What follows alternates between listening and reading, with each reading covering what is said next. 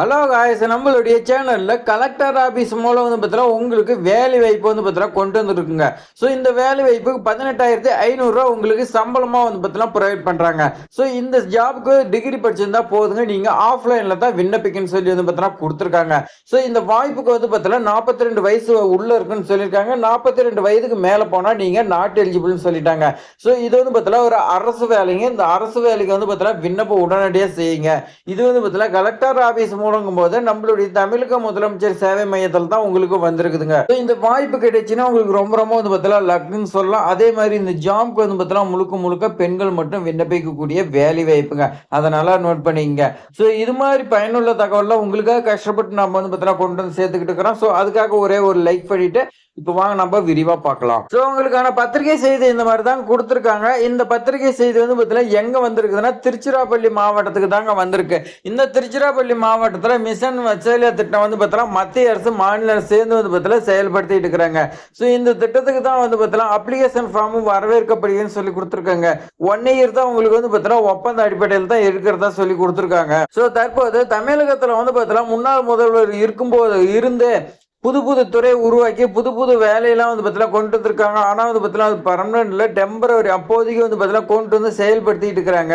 So அந்த மாதிரி தான் பார்த்தீங்கன்னா தற்போதும் தொடர்ந்து செயல்பட்டு இருக்குது. ஸோ நாம இந்த ஜாப் பார்த்தீங்கன்னா சமூக பணியாளர் அப்படின்னு பார்த்தீங்கன்னா சொல்லுவோம். தொகுப்பூதியமா 18,536 ரூபா உங்களுக்கு மந்த்லி இருக்குன்னு சொல்லியிருக்காங்க. இதுக்கு என்ன படிச்சிருக்குன்னா சமூக பணி, சமூகவியல், சமூக அறிவியல் ஆகியவற்றில் ஏதாவது ஒரு பிரிவில் நீங்க பார்த்தீங்கன்னா டிகிரி படிச்சிருக்குன்னு சொல்லி கொடுத்துருக்காங்க. ஸோ அது பார்த்தீங்கன்னா 10th அதே மாதிரி +2 டிகிரி 3 வருஷம் மொத்தம் பார்த்தீங்கன்னா உங்களுக்கு 15 வருஷம் பார்த்தீங்கன்னா நீங்க படிச்சிருக்கேன்னு சொல்லி பார்த்தீங்கன்னா கொடுத்துருக்காங்க. இதுக்கு எக்ஸ்பீரியன்ஸ் இருந்துச்சுன்னா உங்களுக்கு முன்னுரிமை கொடுக்கறதா சொல்லி கொடுத்துருக்காங்க. அதே மாதிரி உங்களுக்கு கம்ப்யூட்டர் நாலேஜ் பார்த்தீங்கன்னா இருக்கணும். 1/7/2026 படி 42 வயதுக்கு உள்ள இருக்குன்னு பார்த்தீங்கன்னா சொல்லி கொடுத்துருக்காங்க. ஸோ அடுத்து பாருங்க, முழுமையா பூர்த்தி செய்யப்பட்ட விண்ணப்பம், சான்றப்பட்ட கல்வி சான்றிதழ் நகல், சுய சான்றப்பட்ட பணி அனுபவ சான்றிதழ் நகல் ஆகியவை இணைக்கப்பட வேண்டும் சொல்லி கொடுத்துருக்காங்க.